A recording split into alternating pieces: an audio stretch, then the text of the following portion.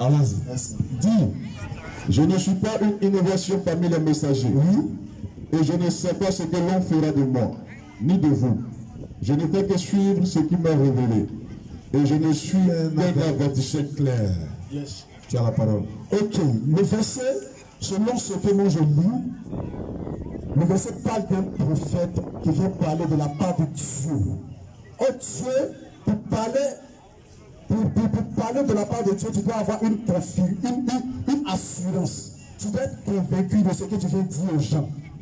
Quand le prophète Mohammed vient dire aux gens que lui, il ne sait pas le sort qui lui est réservé. Il ne sait pas ce qui lui est réservé. Hein? C'est-à-dire, il vient pour parler du salut. Il vient pour dire aux gens que venez à Allah, vous serez sauvés. Or, le salut, c'est une question d'éternité. C'est une question où on ne joue pas. Et puis lui-même, il dit, pendant qu'il dit, venez à Allah, vous serez sauvés. Et puis en même temps, lui-même, il dit, il ne sait pas si lui-même il sera sauvé. Or, lui-même, il dit, il est prophète de Dieu. Il entend la voix de Dieu, il parle avec Dieu. On va répondre. Voilà. On va répondre à ça. Okay. Et puis après, on va évoluer. Inch'Allah. Alhamdulillah. 46.9, toi tu as compris que Mohammed qui vient pour donner le salut, lui-même ici, il n'est pas su et tout ça. Il n'est pas su. Maintenant, on va lire dans la même sourate 46.9 que tu as pris, au verset 13 à 14 de la même sourate. Après avoir lu ça, nous maintenant on te donne une autre sourate. On va donner sourate contre sourate, c'est ce que tu as dit. Bismillah. 46, 13 à 14, et puis vous me positionnez 43, 68 à 70. Ceux qui disent, Mohammed qui a dit selon toi au 46.9, qu'il ne sait pas ce que l'on fera de lui. C'est une réalité. Même le prophète, que ce soit toi, moi, est-ce que toi tu sais par exemple si d'ici demain matin tu vas mourir? En toute sincérité, non. Moi je ne suis pas prophète. Je suis en train de t'expliquer que on demande ton honnêteté, frère. Est-ce que tu sais si tu vas mourir d'ici demain ou non? Non. Jésus-Christ a dit, par exemple, c'est un exemple qu'il donne, hein, il dit, je ne peux rien faire de moi-même selon ce que j'apprends. Donc il ne peut rien faire de lui-même. Si on va à l'extrême, Jésus dit qu'il ne peut rien faire de lui-même. Est-ce qu'il peut donner paradis à quelqu'un s'il ne peut rien faire de lui-même? Mais on ne rentre pas dans ça. 46, 13 à 14. Ceux qui disent, Mohammed confirme pour dire, tous ceux qui disent, notre Seigneur est Allah. Notre Seigneur s'appelle Allah. Et qui ensuite se tiennent sur le droit chemin. Ensuite, ceux-là doivent se tenir sur le droit chemin. Ils ne doivent avoir aucune crainte. Ceux-là, il ne faut pas y avoir la crainte. Alors que tu dis qu'il dit, il ne sait pas où il va, il ne sait pas ce qu'on fait là. Il est rassuré maintenant pour dire, n'ayez aucune crainte. Et ne seront point affligés. Il confirme encore, vous ne serez point affligés. Alors qu'en bas, selon ta compréhension, il ne sait pas où il va, il n'est pas sûr de son salut. Vas-y. Ceux-là, ceux qui disent ça là, sont les gens du paradis. Ils sont où? Sont les gens du paradis, où ils demeureront éternellement en récompense de ce qu'ils faisaient. Sourate 46, 9, Sourate 46, 13 à 14. Pour dire, au 46, 9, Mohammed n'a jamais dit que lui ne peut pas donner le paradis à quelqu'un. Il n'a jamais dit qu'il ne peut pas donner le salut à quelqu'un. Étant donné que le Coran sort de la bouche de Mohammed sur la salam, ça sort de sa bouche. Je donne une dernière sourate et puis Ismaël va prendre la parole. Sourate 43, 68 et suite.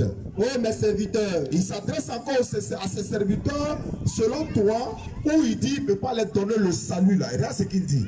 Vous ne devez avoir aucune crainte. Quand on dit à quelqu'un tu ne dois avoir aucune crainte, ça veut dire qu'il te rassure. Après t'avoir rassuré, il te dit quoi par la suite?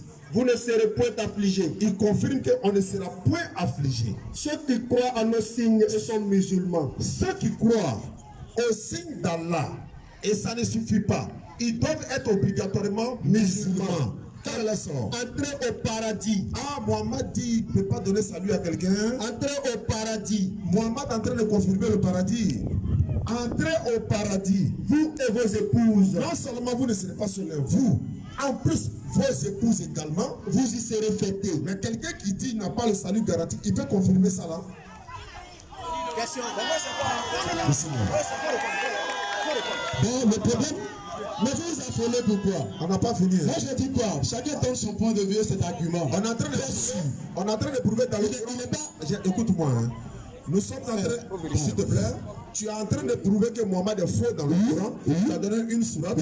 On a répliqué avec une sourate de même Mohammed. Ça, c'est ce qui concerne peut-être la garantie du salut. Est-ce qu'il garantit le salut? Ici, Ici, Je demande ça. d'abord, avant de répondre, tu écoutes ce que je dis? j'ai très compris, monsieur. Je n'ai pas posé la question d'abord, tu dis tu as compris.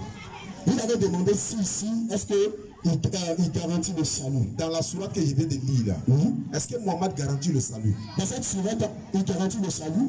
Donc c'est un faux prophète qui garantit le salut?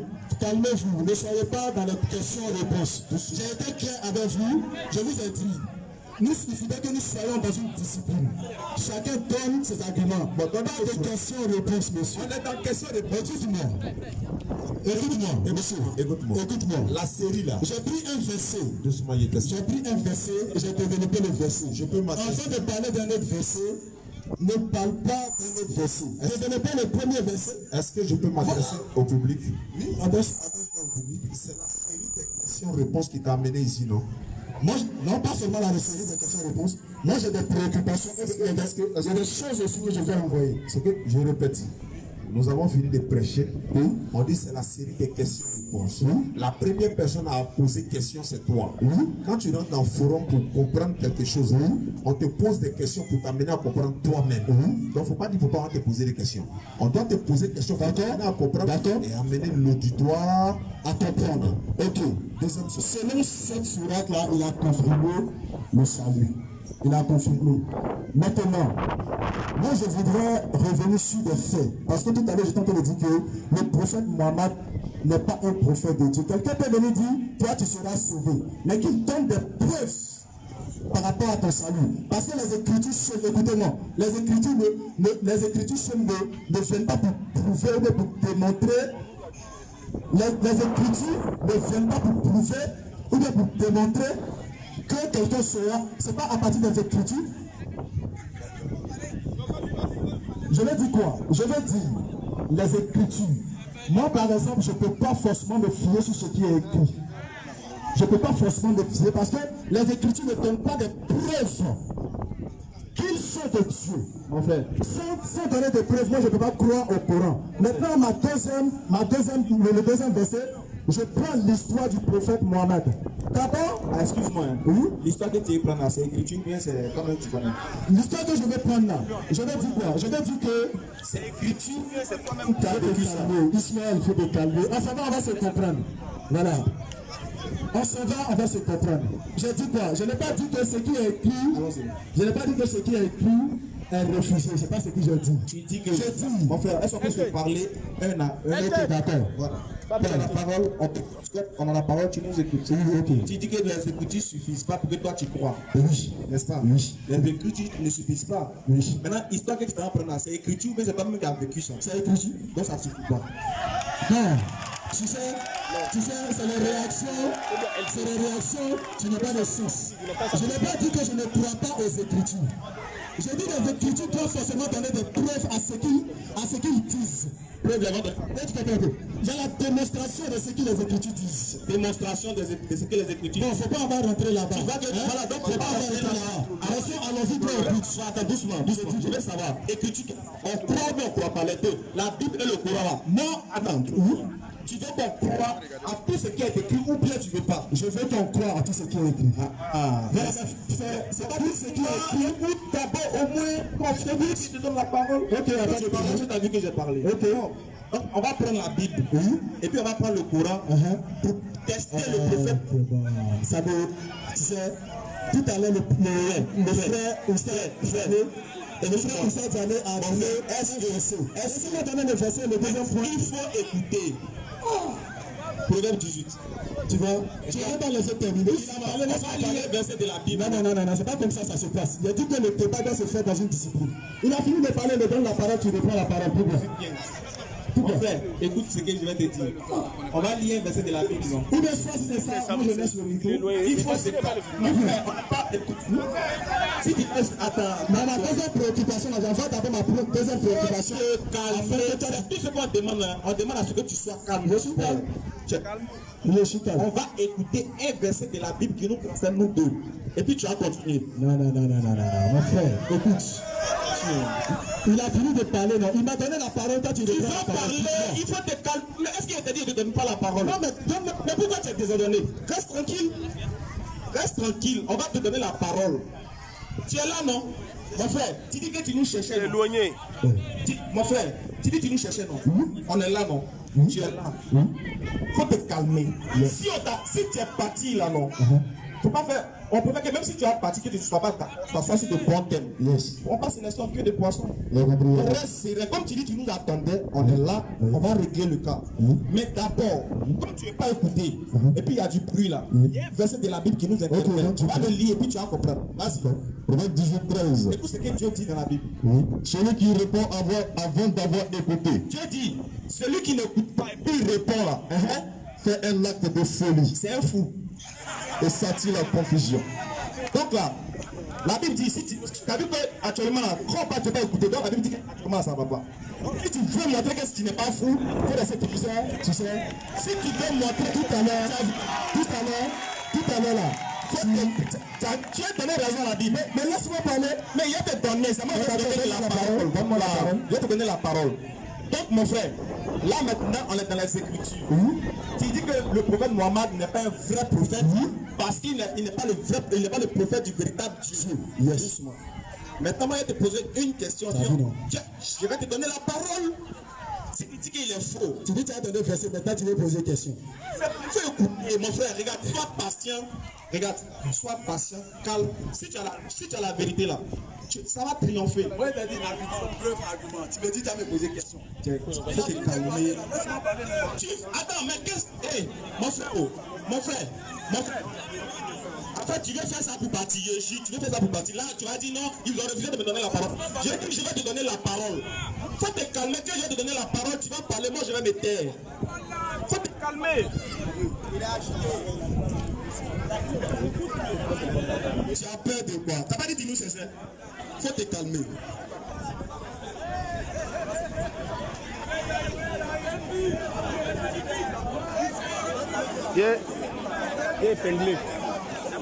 Épinglé. Mon frère, écoute maintenant. En fait, la question que je vais mettre là, c'est pour nous deux. C'est sûr, on va aller sur de bonnes bases. Ok, il n'y a pas de problème. Si tu viens dire que le prophète Mohammed est faux, c'est en fonction de la Bible et du Coran. Non? Moi, je ne parle pas de la Bible, je parle du Coran. Il a été clair dès le départ. J'ai compris. En fonction du Coran, non? Oui. Maintenant, comme toi tu es chrétien, là, regarde ce que moi je vais faire. Moi je vais te dire d'abord. La Bible a donné la réponse pour savoir comment on fait pour connaître un vrai prophète et puis un faux prophète. Si toi tu laisses la Bible de côté et puis tu viens dire que Mohammed est faux, c'est pas bon. Il faut qu'au moins on aille voir dans la Bible qu'est-ce que la Bible a dit du vrai prophète et puis du faux prophète. Comment on fait pour savoir que lui là il est faux, lui là il est vrai? Parce que toi tu es né il n'y a pas longtemps, toi tu peux pas venir dire que Mohammed est faux. Tu vois non? Maintenant on va aller voir dans la Bible et puis dans le Coran comment on fait pour connaître qui est vrai ou qui est faux. Donc mon frère, tu ne m'écoutes même pas. Je vais te donner la parole, mais tu me dis. La sourate a donné, il n'a qu'à donner sourate là. Maintenant, quand tu dis que tu as montré dans le Coran qu'il est faux là, il faut donner la sourate. Donne sourate là. C'est mieux. On laisse Bible même. Donne sourate.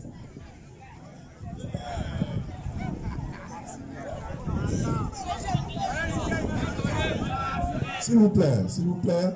Ok, Voilà. la sourate 33-37 dit ceci. Tout à l'heure, tu étais en train de dire qu'on peut reconnaître un faux prophète comme un bon prophète. J'allais venir là. C'est parce que tu ne me laissais pas la parole. Le Coran dit qu'il y a une femme qui était la femme du prophète Mohammed et qui était la femme de son la sourate adoptif. Sourate 33-37 de son fils adoptif. C'était dans le même temps, il s'appelle Zaïd. Vas-y. Oui, il y a la référence ici. Allons-y. Il y a la référence. Son fils adoptif là, un jour, ce prophète là qui dit qu'il est un prophète de Dieu, Dieu lui parle, il craint Dieu, il va chez Zaïd, il voit sa femme, il la convoite. Montre le verset. Ok. Sourate 33, laisse-moi finir de parler, j'ai déjà dit le verset, laisse-moi finir de parler. On va voir où il a convoité là. J'ai donné la sourate, mais laisse-moi finir de parler. Maintenant, si ce que dit n'est pas bien, tu prends la parole. Bon, c'est simple. Il faut lire le verset. Ils vont lire le verset. On va lire le verset. Donne-lui le micro, ils vont lire le verset. Doucement. Sourate 33, verset 37, lisez le verset, S'il pardon. vous plaît, donne-lui le micro. Donne-lui le micro. Donne le micro. Ici, là, en fait, ici, s'il dit, il est écrit, on vérifie les écritures. Voilà, donc on vérifie.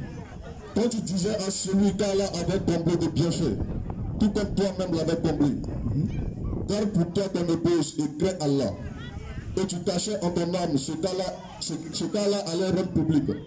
Tu craignais les gens, et c'est Allah qui est le plus digne de ta crainte. Puis quand Zaïd eut cessé toute relation avec elle, nous te la fîmes épouser, afin qu'il n'y ait aucun empêchement pour les croyants d'épouser les femmes de leurs fils adoptifs. Mais quand ceux-ci cessent toute relation avec... On a lu le verset. C'est où ils ont vu qu'il a convoité là? C'est où? Tu vois. On est en train de... Je suis en train de donner mon point de vue. Non, c'est pas ton point de vue. C'est ce qui est écrit là. Oui, c'est pas ton point de vue. Ce que vous êtes dans la main, je gère ça.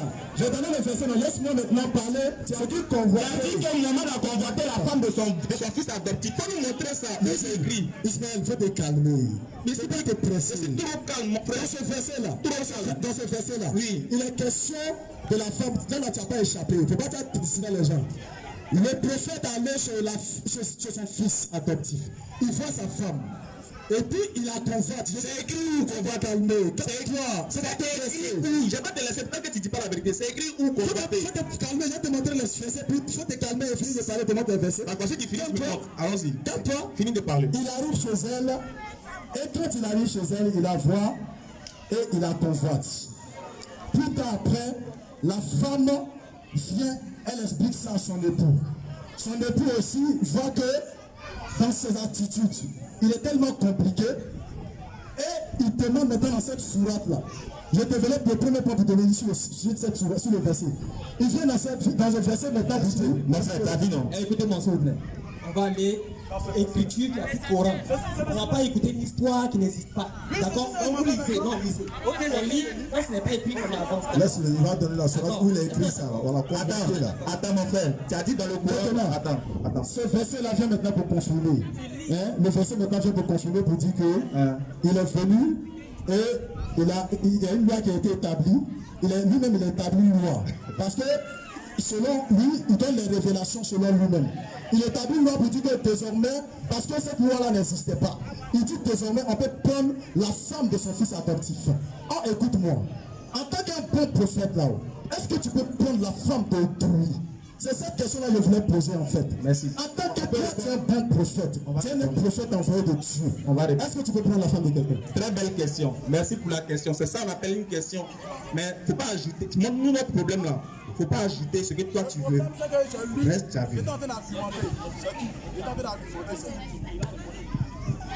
D'accord. Donc je suis en train de parler pour dire, mon frère, normalement quand tu es sincère, il ne faut pas agiter sur les écritures. Tu dis, tu vas nous montrer dans le Coran que le prophète Mohammed est faux. Tu as donné Sourate 46, on a corrigé. Tu as donné Sourate 33. Tu dis que dans la Sourate, il est fait mention que le prophète a convoité la femme de son fils adoptif. Mon frère, voilà le ciel, voici la terre. Est-ce que c'est ce qui est écrit là-bas? Non, c'est pas ce qui est écrit. Maintenant, toi-même, tu as ton histoire dans ta tête. Tu as pris, tu as collé ça au verset. Tu dis, voilà pourquoi lui-même il a fait la révélation. Et tu me poses la question de savoir, est-ce qu'un prophète peut convoiter la femme d'autrui? La réponse est non. Oui. Parce que le prophète Mohammed n'a pas convoité la femme d'autrui. Oui. Tu vois, dans le verset qu'on lit, il n'a pas convoité la femme. C'est dans votre tête là-bas, il a convoité. D'accord, c'est dans ma tête. Voilà. Maintenant, moi je dis, comme tu me poses la question de savoir, est-ce qu'un prophète peut chercher la femme d'autrui? Ma réponse est non. Maintenant, moi je te demande, est-ce qu'un vrai prophète peut coucher avec sa soeur? Un vrai prophète ne doit pas coucher avec sa soeur. Genèse chapitre 12, verset 20. On va voir. 22. C'est comme ça, ça a été en fait. C'est comme ça, ça a été. Reste tranquille. Arrêtez un verset. Comment il brouille déjà? Arrêtez un verset. Bouge. Le verset n'est pas encore terminé. Vous prenez un autre verset. C'est pas. On a fait ce verset-là. Arrête. Calme-toi. Daoud, apprends le micro. Calme-toi. Bon, si c'est comme ça, moi j'arrête. Tu vas partir où? Dans ce verset-là, Ismaël, tu vas dans ma vie. Alors prends le micro pour que tu sois calme. Dès que tu finis, on te redonne le micro. Au fait, s'il vous plaît. Mon frère, attendez, on va échanger. Mon frère, les gars, en fait, il y a une chose, hein, les gars, à travers les échanges, hein, vous savez quoi? Vous savez que dans notre campagne de prédication, on raconte toutes sortes de personnes. C'est ça. Et le rythme que nous on prend, on veut que les frères musulmans adoptent ça. Ça dit quoi? La patience et l'endurance. Je suis en train de dire les frères, soyez calmes. Ça va vous permettre de devenir des Ismaël à quatre mains. Le fait de se calmer là, on va le prendre. calmez-vous. Toi, doucement. Alors, on a fini avec la sourate 33. Laisse-moi commenter. Toi aussi, ton problème, c'est que tu ne veux pas écouter. Quand toi tu parles, on t'écoute, mais tu ne veux pas écouter aussi. C'est ça votre problème. Il faut attendre. Dans la sourate 33, 37, là, on a fini avec ça. Tu m'as posé la question, est-ce qu'un homme... Tu as posé la question, est-ce qu'un prophète peut chercher la femme d'autrui? Je réponds non. Dans cette sourate, il a fait. Je vais préciser pour dire, dans cette sourate, elle a pris la femme de son fils adoptif. Voilà, tu es sûr qu'il a pris. Doucement. Il faut jurer, tu es sûr qu'il a pris. Le verset le prouve. Prenons le verset. Le verset le prouve. Si on lit le verset, que ça prouve pas, on fait comment? Lisons. Écoutez bien. Écoutez bien. Mon frère, écoute bien. Allons-y. Oui, quand Saïd, il cessait toute relation avec elle. Point. Le verset commence pour dire, puis, quand Saïd fut cessé toute relation avec elle, nous te la fîmes épouser. Nous te la fîmes épouser, mon frère. Qui a épousé qui? C'est le prophète qui a épousé la femme. Il a épousé à quel moment? Il a épousé à quel moment? Je ne sais pas. Explique-moi. Je ne sais pas savoir. Je ne sais pas la lecture. Puis, la seule chose que je sais. Attends, tu dis que c'est pas maintenant. On va écouter. La seule chose que je sais, que j'ai apporté, c'est parce qu'il ne m'écoutait pas. J'ai dit, il a pris la femme de son fils adoptif. On va voir si c'était la femme de son fils adoptif qu'il apprenait. Parce que, mon frère, quand on dit femme là, mon frère, quand on dit une femme, c'est celle que tu as épousée, n'est-ce pas? C'est ta femme. Celle que tu vis avec elle, que tu couches avec elle, c'est ta femme. Oui, c'est que tu as épousé. On parle dans le Coran, pas des hommes religieux, des hommes spirituels. Dans la spiritualité, on ne couche pas avec une femme sans on va marier. C'est pas Gédéon ici. Voilà. Donc ici, on va relire le verset. Mais dans la spiritualité aussi. On va relire le verset. Tu ne comprends pas. On va t'expliquer, tu ne veux pas. On va relire. C'est pas facile, hein? Allons-y. Attrapez vos cœurs. Quand Saïd eut cessé toute relation avec elle. Mon frère, est-ce que tu as écouté?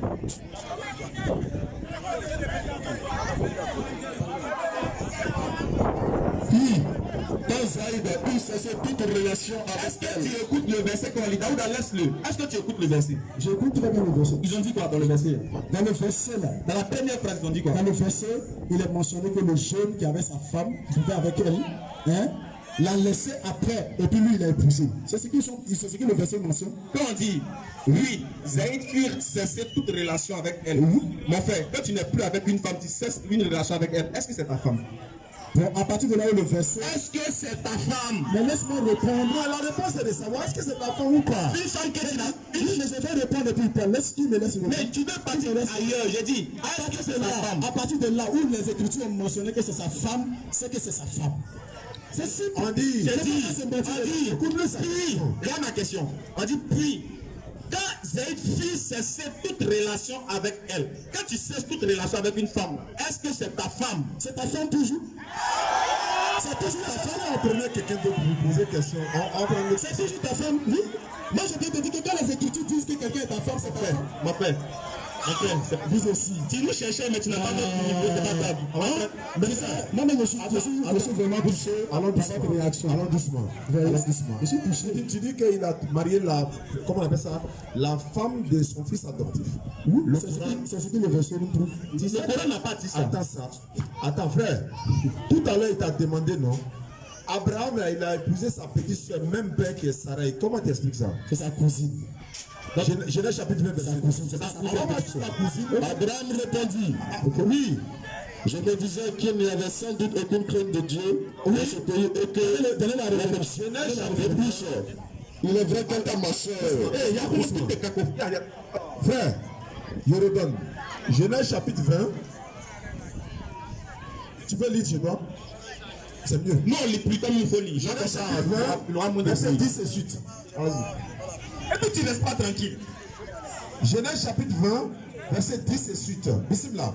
Allons-y, c'est pas grave. Abraham répondit, je me disais qu'il n'y avait sans doute aucune crainte de Dieu dans ce pays. Non, remonte encore verset 6, non, 7, 8 là-bas. Pour qu'on comprenne le contexte. Genèse chapitre 20, verset 7. Dieu lui dit en songe. Je lui dis en songe. Je sais que tu as agi avec un cœur pur. Oui, Abimelech t'a agi avec un cœur pur. Aussi t'ai-je empêché de pécher contre moi. Si tu vois que je t'ai empêché de pécher contre moi, Dieu, c'est pourquoi je n'ai pas permis que tu la touchasses. C'est pourquoi je n'ai pas permis que toi, Abimelech, tu touches cette femme Sarai là. Maintenant, rends la femme de cet homme. Il faut lui rendre sa femme parce que l'homme là, car il est prophète. C'est un prophète. Il priera pour toi. Il va prier pour toi. Et tu vivras. Et puis malédiction qui est sur toi va quitter sur toi. Mais si tu ne la rends pas, si tu ne donnes pas sa femme Sarai, sache que tu mourras. Tu vas mourir. Toi et tout ce qui t'appartient. Tout ce qui t'appartient, vous allez tous mourir. C'est Dieu qui est en train de dire ça à Abimelech. Abimelech se leva de bon matin. Il s'est levé matin bonheur. Il dit ceci. Il appela tous ses serviteurs. Il dit les gars, venez, approchez-vous. Il leur rapporta toutes ces choses. Regardez ce qui s'est passé dans la nuit. Cette femme-là, je voulais coucher avec elle. Dieu m'a empêché, il m'a donné des garants. Et ces gens firent s'agit d'une grande frayeur. Tout le monde a commencé à avoir peur. Abimelech appela aussi Abraham. Et il dit Abraham, et lui dit, pardon, regarde, tiens. Qu'est-ce que tu nous as fait? Attends, c'est quoi? Tu m'as mis dans quel problème hier là? Et en quoi t'ai-je offensé? Je t'ai fait quoi de mal? Que tu as fait venir sur moi et sur mon royaume un si grand péché. Et puis tu veux que Dieu me l'ait fâché contre moi? Tu as commis à mon égard des actes qui ne doivent pas. Non, Abraham, c'est que tu as fait la soirée, je ne suis même pas content même. Et Abimelech dit à Abraham. Abimelech dit à Abraham. Quelle intention avais-tu pour agir de la sorte? Pourquoi tu as quelle intention pour nous présenter ta femme? Abraham répondit. Abraham répondit. Je me disais qu'il n'y avait sans doute aucune crainte de Dieu dans ce pays. Je pensais que ici là, tout le monde était nous aussi. Il n'y a pas craignant Dieu ici. Et que l'homme me tuerait à cause de ma femme. Ils allaient me tuer à cause de ma femme parce qu'elle est très jolie. De plus, il est vrai qu'elle est ma soeur. Elle est ma cousine. Elle est ma soeur. Attends, frère. C'est sa soeur, c'est sa cousine. Ouais. La réponse est bien, continue. Hein. Il vient continuer là, juste ta réponse pour continuer. Ok, donc vous voyez, quand vous parlez, je vous laisse très bien parler. C'est une question est posée. Tu as dit que c'est sa cousine, il faut rectifier que c'est sa soeur. D'accord, vous voyez. Il faut rectifier, il va avancer. D'accord, mais laisse-moi parler. C'est moi pour avancer. On veut savoir si c'est sa soeur ou c'est sa cousine. Vous savez, chez les Hébreux, et tous, il est vrai qu'elle est ma soeur. Vous voyez, frère? Ah, laisse-moi parler. Il est vrai que c'est ma soeur. Fille de mon père. Attends, fille de qui? Fille de mon père. Il n'a pas entendu, il est distrait. De plus, il est vrai qu'elle est ma soeur. La Bible dit de plus, Abraham dit, il est vrai que Gola, c'est ma soeur. Fille de mon père. La fille de mon père. Seulement, elle n'est pas fille de ma mère. On n'est même pas. On n'est pas même mère. Elle est devenue ma femme. Toi, il dit son cousin. Donc il a marié sa petite soeur là, avec celui qui marie la femme. Non, on veut savoir, quand il marie sa soeur là, est-ce qu'il est un véritable prophète? Voilà. J'ai dit un prophète. Tout à l'heure, quand on parlait, on a parlé de arguments. On va prendre quelque chose. Il est laissé. Bon, mon frère, ok, si tu veux, cet argument-là que vous avez donné, moi je donne un dernier point de vue. Pourquoi? Alors, je donne ton point de vue. Nous sommes des jeunes, on veut changer. C'est pas la guerre, c'est pas la on veut changer. On veut changer pour aider ceux qui ne comprennent pas à comprendre beaucoup. C'est ça. Allons-y. Vous voyez, non? Ouais. Voilà. Moi, je vous laisse bien argumenter. Vous voyez? Donc, quand je vais argumenter, laissez-moi aussi argumenter. Allons-y, tu as le temps. Voilà. Je voulais dire que, même chez les Hébreux, on ne peut pas appeler quelqu'un qui sont cousin. On appelle toujours frère. Pour une plus de précision. C'est écrit. Maintenant, ce que tu as dit là, c'est écrit. Pour finir, je vais finir avec un dernier. Il va finir avec des choses qui ne sont pas écrites. Laisse ça là. Je finis avec la dernière partie. La dernière partie, maintenant, concerne une vérité. Une vérité qui concerne maintenant ce que le prophète a fait. Il a marié maintenant une fille. Une petite fille de 6 à 7 ans.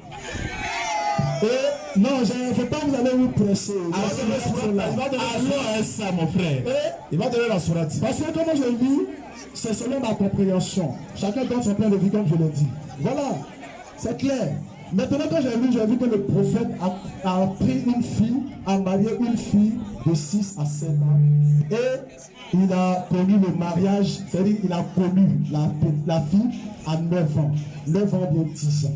Et vous voyez un peu, je vais si vous me permettez chercher et trouver la référence que vous donnez. Dans le Coran? Dans le Coran. D'accord. Okay.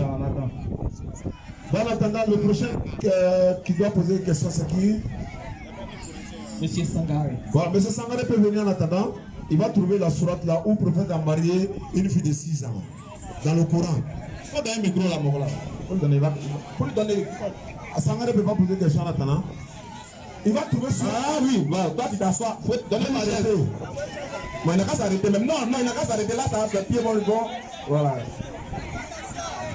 Comme tu es dans le Coran, il faut chercher. Si tu finis de voir, c'est Sangaré, là. Bonne arrivée. Voilà, le salam wa rahmatullah. Micro. Un salut sur tous les prophètes, à Mahomet. Je voulais poser la question concernant Jésus, fils de Marie. D'accord. Sur les musulmans, je voulais savoir si Jésus est vivant ou mort, selon les musulmans. Alhamdulillah. Est-ce que Jésus est mort à la croix ou bien il est mort même?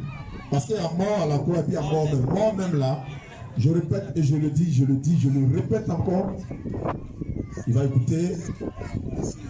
Il y a beaucoup de divergences sur la question de Jésus est mort ou pas. Il y a beaucoup de divergences. Beaucoup de musulmans pensent que Jésus n'est pas mort. Et il n'est même pas allé à la croix. Allah dit dans le Coran, sur la 456-158, il ne l'a ni crucifié, il ne l'a ni tué, ni crucifié, mais Allah l'a élevé vers lui. Il y en a qui ont dit non. Le mot est utilisé, ça veut dire la mort. Allah dit, je vais t'élever vers moi, te débarrasser de ceux qui te suivent et mettre au jour de la résurrection ceux qui te suivent au-dessus de ceux qui ne croient pas. Ça aussi, c'est interprété. Allah dit dans le Coran, surat 19, verset 33, Jésus, fils de Marie, le jour où je naquis, le jour où je mourrai, le jour où je serai ressuscité vivant. Wassalamu alayya wa yawma ulitu wa yawma amutu wa yawma ubasu hayya. Donc, le jour où je naquis, le jour où je vais mourir, le jour où je serai ressuscité vivant, quand tu mets les savants du Coran assis, ils vont donner le vrai sens de Maut. Hein? Voilà, la mort, ça veut dire l'élévation. Il y a beaucoup d'interprétations dessus. Moi, ma position n'est pas la position des savants. Je crois que Jésus n'est pas mort pour moi. Mais un chef peut me démontrer coraniquement que Jésus est mort. Et s'il me le démontre pas, en plus, je l'accepte. Parce qu'en islam, c'est comme ça. Il n'y a pas de gêne en fait. Je peux me tromper, mais si je me rends compte que je me suis trompé, automatiquement, je reviens à la raison. C'est ça l'islam. Donc, il y a des divergences sur la mort de Jésus-Christ. Beaucoup pensent qu'il n'est pas mort, il y en a qui pensent qu'il est mort. J'aimerais préciser quelque chose. Il y a des divergences sur la mort de Jésus, c'est-à-dire après la croix. Ah, sur la croix. Voilà. Voilà, là même, le Coran est clair, ils n'ont ni tué ni crucifié. Là, c'est clair. Maintenant, après ça, il y a d'autres qui disent que oui, mais il est mort avec. Mais pas sur la croix. Voilà. Ça, c'était juste la petite précision. Ok, je voulais savoir, j'ai une seconde question. Si Jésus n'est pas mort, obligatoirement il doit mourir. On nous a appris que, bon, moi ce qu'on m'a appris, que Jésus doit revenir et il doit exterminer Djadda. Exactement. Maintenant, je voulais savoir, comme on dit, nous devrions suivre tous les prophètes. Et nous disons que Mohammed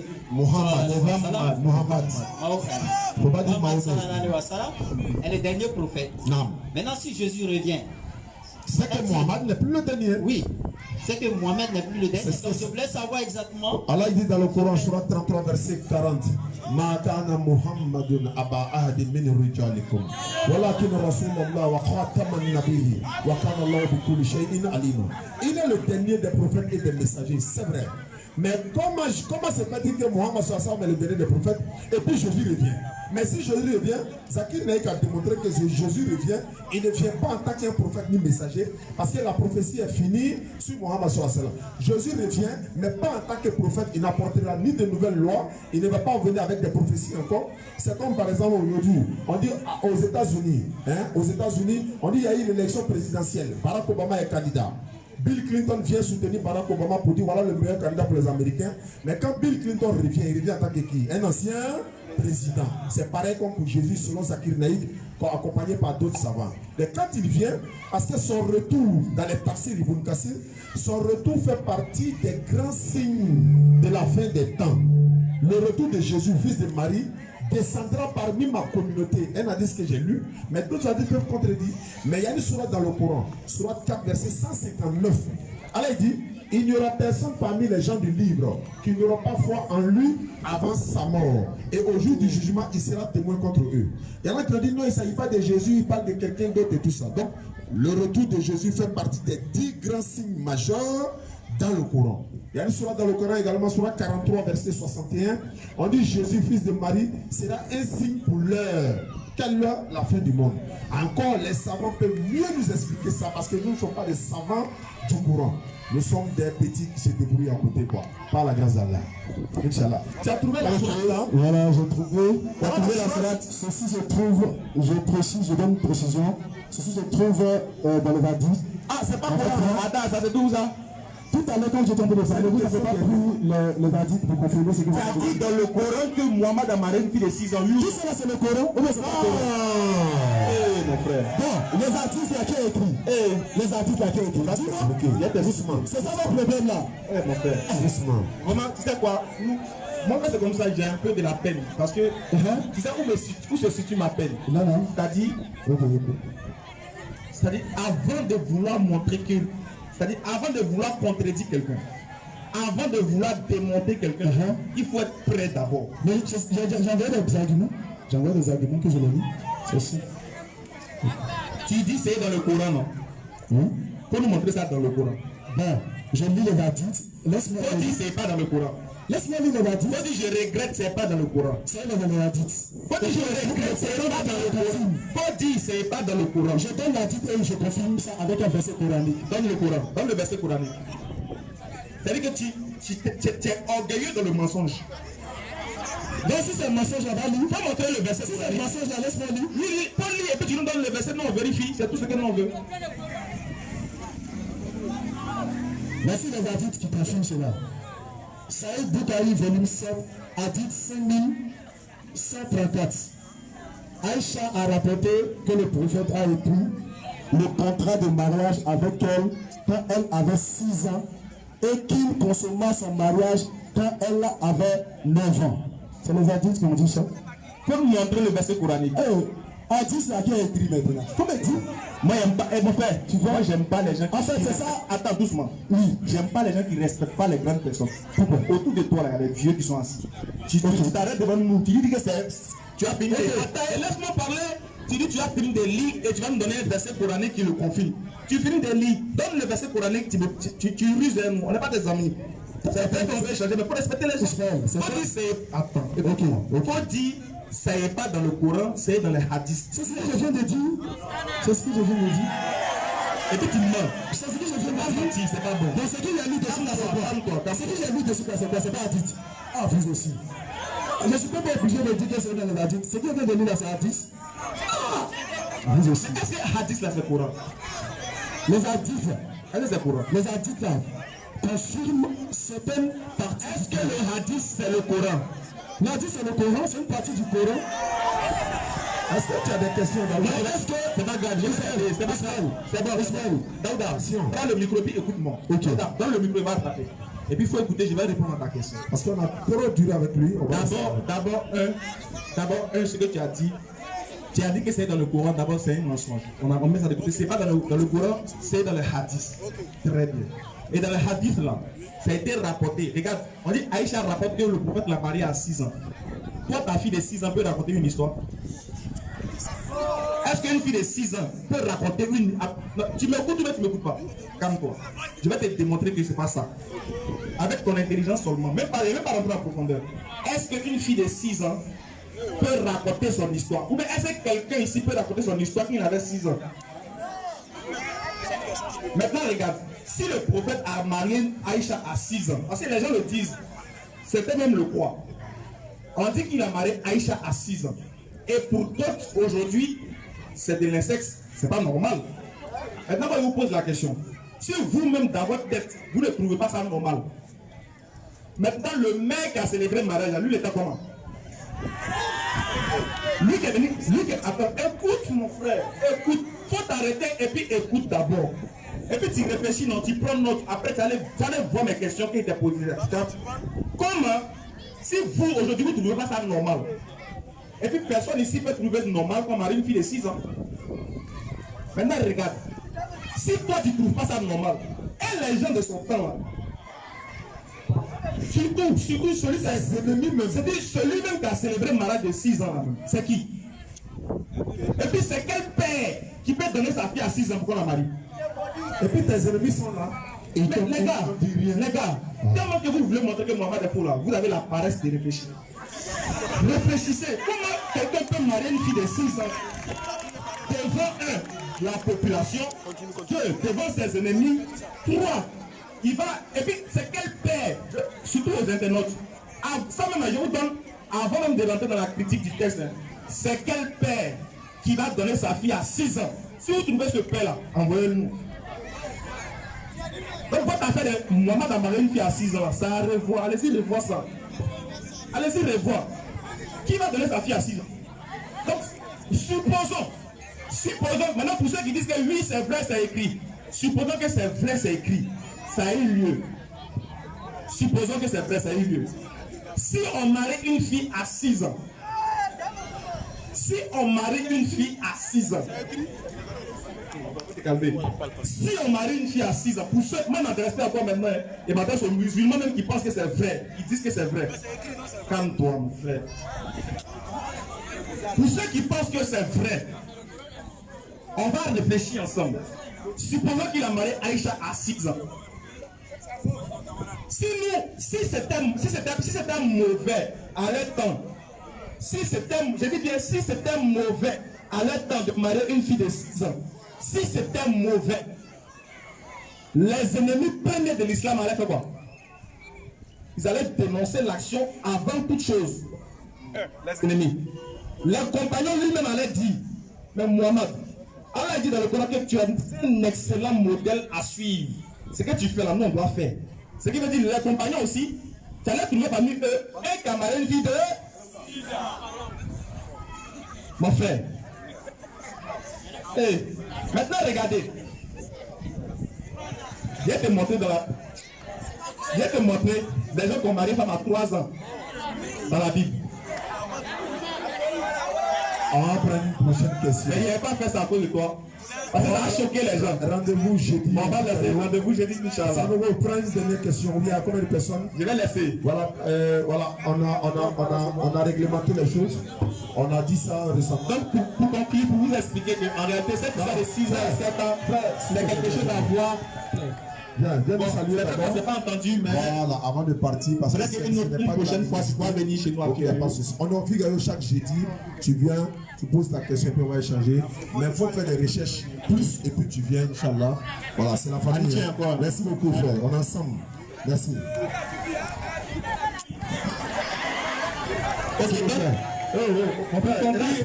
S'il te plaît, dis à lui là, il va t'arrêter. Pour conclure quelque chose, c'est qu'il faut comprendre qu'en réalité, le prophète Mohammed sallallahu alayhi wa sallam n'est pas un faux prophète, parce qu'aucun ne peut montrer que le prophète est faux. Parce que si pour dire qu'il est faux, c'est que toi tu connais le vrai. Si moi je vais te donner un billet, que tu dis que ça là c'est faux billet de 10 000, c'est que toi tu connais le vrai billet de 10 000. Est-ce qu'on devait lui demander? Donc si Mohamed est faux, qui est le vrai prophète? S'il dit Jésus, bon, c'est pas jeudi prochain. Elle va me donner la bonne compréhension. Donc, s'il y a des prochaines questions, allons-y. on va prendre rapidement. Bon. Ok. Monsieur Moussa Taï. Moussa Taï a demandé.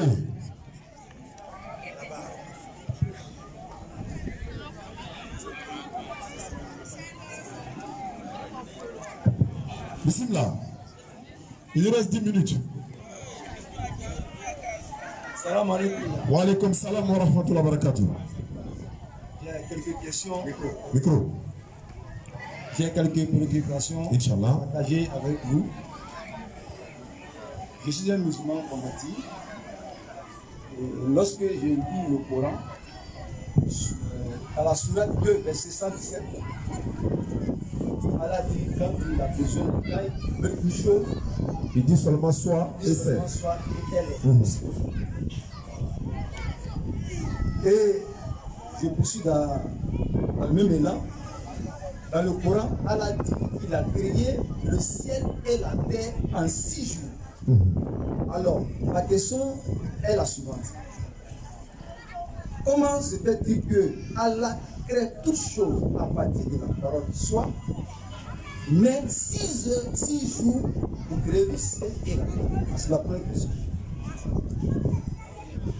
La deuxième question, ça concerne un peu les guides et les génies.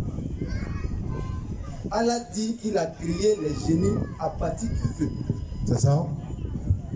Ma question est la suivante. Si Allah a créé les génies à partir du feu, et que nous savons que l'enfer est un brasier, est-ce que le feu brûlera les génies? Ça, c'est ma deuxième question. La troisième question, puisque étant un musulman, en fait, auparavant, j'étais un mécréant. Et en tant que mécréant, il est arrivé que j'ai posé des actes qui sont nobles, des actes de bons actes. Alors, je crois au dernier jour du jugement. Alors, la question est la suivante. Est-ce que le jour du jugement, Allah tiendra compte de mes bonnes actions que j'ai faites pendant que j'étais mécréant? Ça, c'est ma troisième question. On peut déjà passer. Okay. Voilà, on est pris par le temps. Alhamdulillah Rabbil Alamin. Même hier, comme ça, dans l'émission avec Aziz Khan, il a démontré comme ça. Allah n'a pas créé le ciel et la terre en 6 jours, mais en 6 temps, en période. C'est Yom. Yom, c'est pas le jour. Yom. Voilà. Donc, dans le Coran, le Yom, c'est les périodes en fait, en 6 périodes. Mais pas en 6 jours. Parce que si c'est en 6 jours, ça veut dire que le jour ne fait pas partie de la création. C'est-à-dire que, comment il crée le temps, le ciel et la terre en 6 jours, mais le jour a été créé à quel moment? Il crée le ciel et la terre en 6 jours. Mais le jour a déjà existé, mais lui, il est créé à quel moment déjà? Non, c'est période. Ce sont des périodes. Donc il dit kun fayakun. Quand il veut une chose, son commandement consiste à dire soit et c'est. Comme tu étais chrétien, ben, je peux dire, dans Somme 33, verset 6-9, le ciel et la terre ont été faits par la parole de l'Éternel Dieu et tous les armées par le souffle de sa bouche. Au verset 9 de Somme 33, quand il dit la chose arrive, il ordonne et elle existe. C'est ça que Kun Fayakun dans le Coran. Donc ce n'est pas jour, mais c'est 6 périodes. Ce sont des périodes. Je prends directement la troisième question. La troisième question, c'était de savoir, et pendant que j'étais...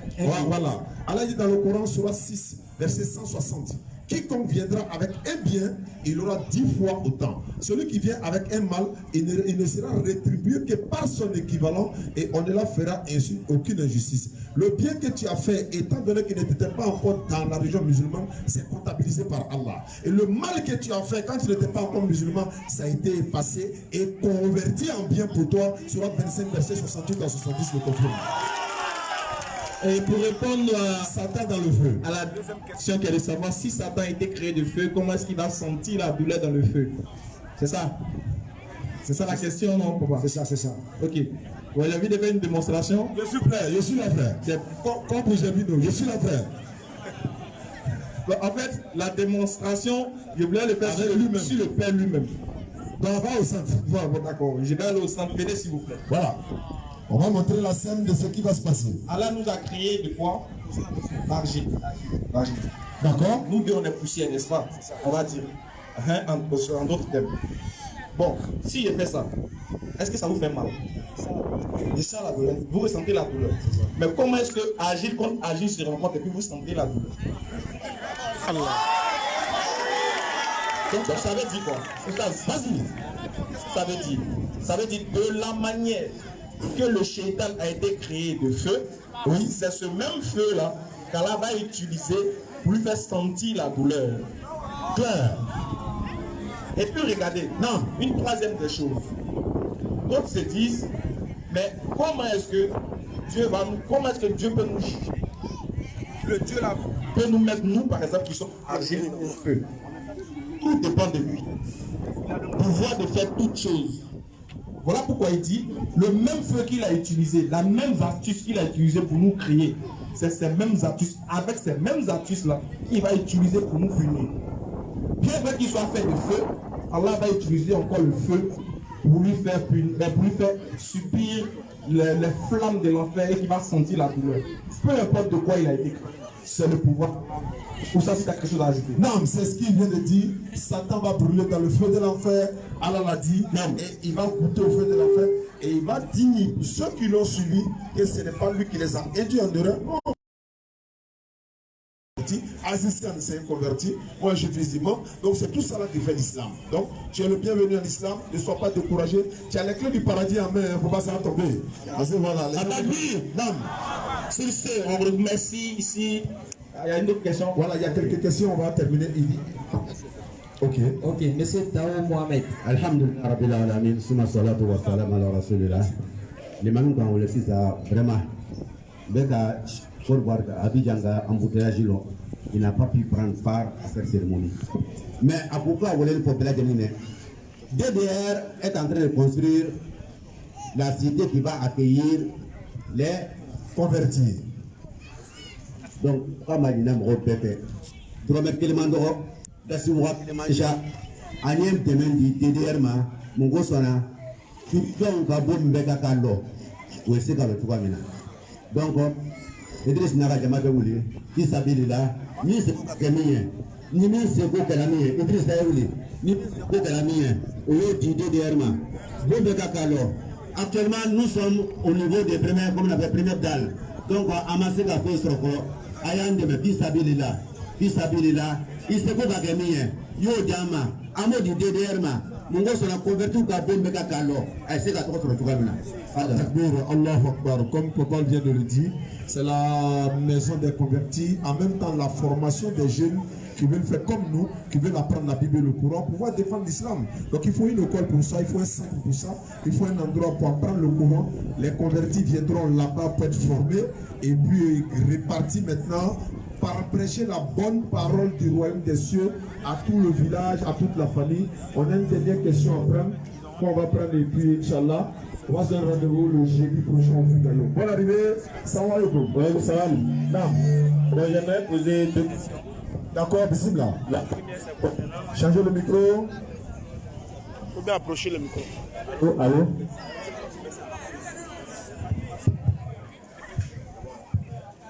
Alors, bismillah. ok, la première question, c'est concernant le salut des juifs, disons du judaïsme, et puis des chrétiens. Et de certains chrétiens.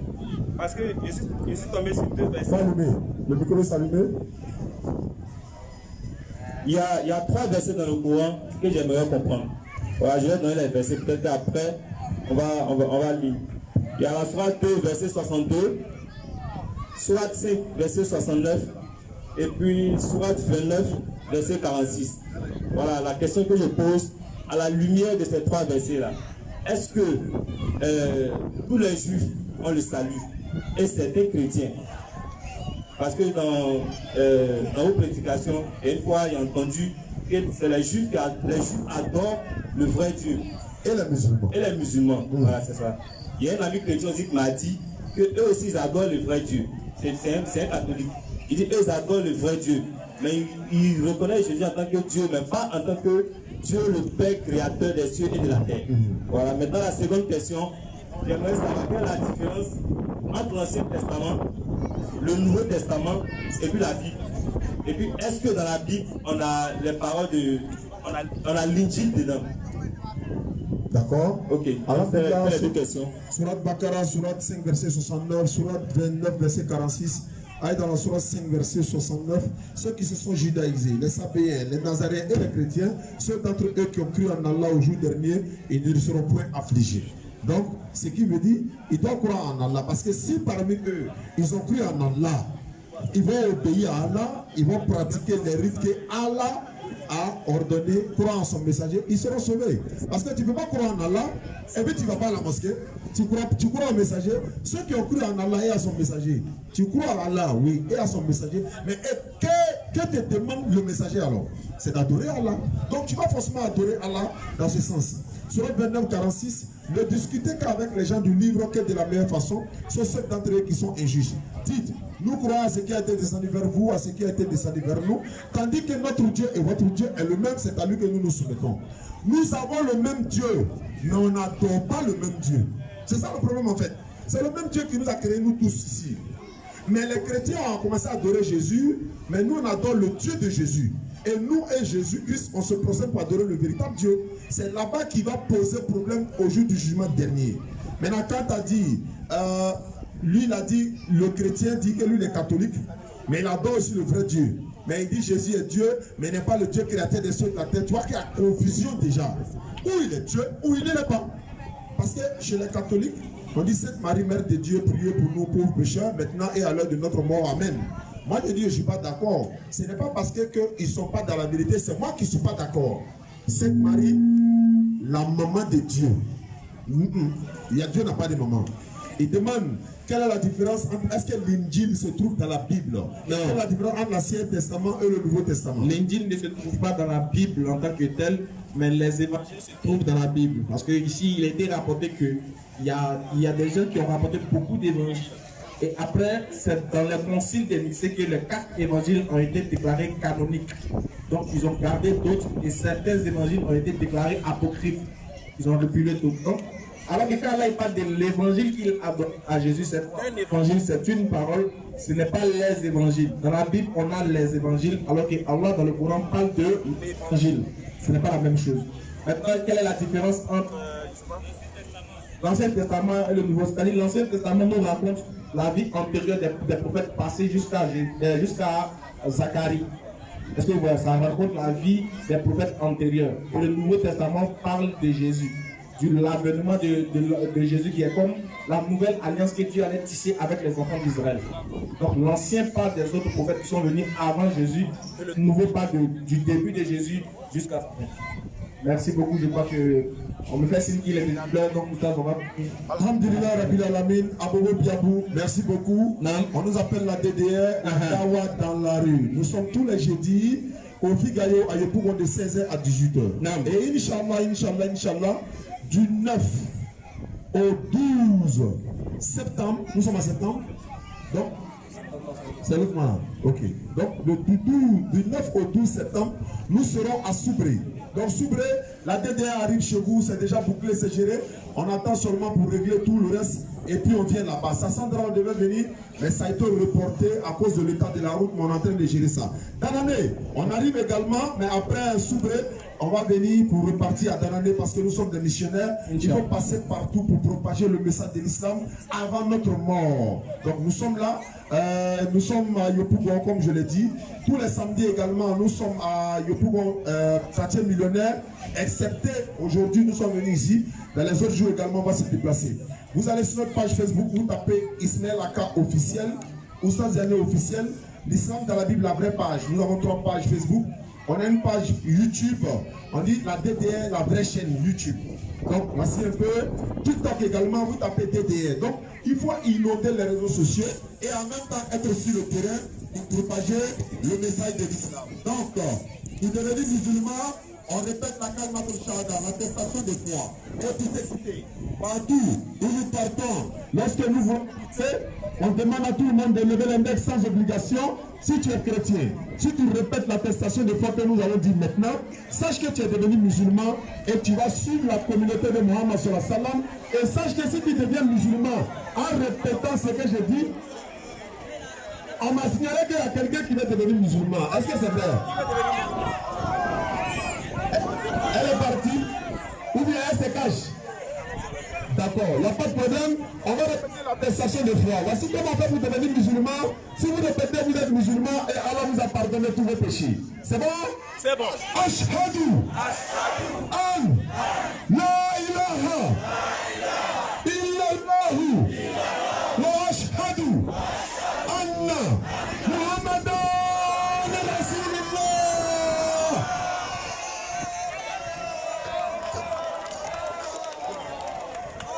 Salam alaikum frère. Qu'est-ce que ça vous fait de recevoir la DDR à Biabou? Ah, vraiment, ça nous fait plaisir et on est très contents parce que ce qui fait la DDR, c'est... On remercie beaucoup la DDR. Grâce à la DDR, il y aura beaucoup de choses. Avec l'islam, il y a beaucoup de convertis. Machallah. Et puis nous, les jeunes musulmans aussi, ça va nous encourager pour appuyer un peu plus sur l'islam. ça nous permet aussi de connaître beaucoup de choses grâce à la DDR. Dans la religion, il y a beaucoup de choses. Merci beaucoup. Salam alaikum. Oustaz, qu'est-ce que vous avez appris ce soir à la DDR? Parlez fort. On a appris beaucoup de choses. En fait, on remercie beaucoup la DDR. On les suit beaucoup. Vraiment, leur manière de faire, ça nous plaît beaucoup. Vraiment, on est tous contents. Vraiment, on était hâte de voir ce qu'ils vont nous présenter. On a vu, vraiment, on est contents. Quel message tu peux donner à la jeunesse, les jeunes comme toi? Je l'ai dit, moi je suis un jeune, je ne suis pas âgé, mais alhamdoulilah, ici, je me retrouve dans l'islam. Venez à l'islam, c'est le chemin. Merci beaucoup. Salam alaikum, papa. Vraiment, moi, je suis très heureux, très ému, très content. Oui. Et je crois que c'est là le vrai djihad. Le djihad n'est pas celui qui se fait par les armes, hein, mais c'est l'argument, c'est le djihad d'argument. Aujourd'hui, c'est ce qui est le plus important. Quand quelqu'un adhère, qu'il est convaincu d'adhérer à l'islam, il adhère pour de bon. Mais ce n'est pas une religion qu'on doit imposer par la force. Non, non, non, mais il faut avoir la force des arguments pour propager l'islam. Merci beaucoup. C'est ce que vous faites. Merci beaucoup. Salam alaikum, frère. Aujourd'hui, tu as vu la DDR à Biabou? On est bien content et puis on est fiers d'être musulmans. Depuis ce que la DDR fait, en tout cas, on est content et puis on l'aime. Dieu est avec tout le monde. Maintenant, la DDR, ça veut dire qu'on propose l'islam. Mais on n'oblige pas quelqu'un de devenir musulman, mais on propose. En tout cas, c'est très bien, on est content. On est content et on est fiers d'être musulmans. Salam alaikum. Maman, vous avez vu la DDR? Je suis vrai musulman, mais je ne connais rien dans l'islam. Franchement, ça me plaît. Et puis, prédication. Je suis encore dedans. Merci. Beaucoup dessus. Merci beaucoup. Vraiment, c'est très gentil. Salam alaikum, maman. Quel message vous pouvez donner à la jeunesse musulmane? Les jeunes, on va faire les doigts. Allah va nous faire. Amin. Salam alaikum.